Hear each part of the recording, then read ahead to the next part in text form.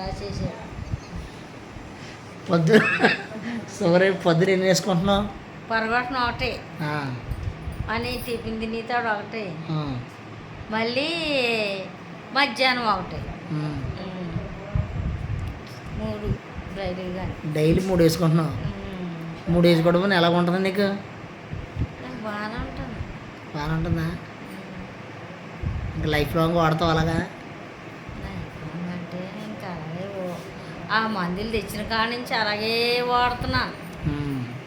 ఇంకా అలాగా మాత్రలు లేకపోతే మనకు పని జరగలేదు కదయ్యా.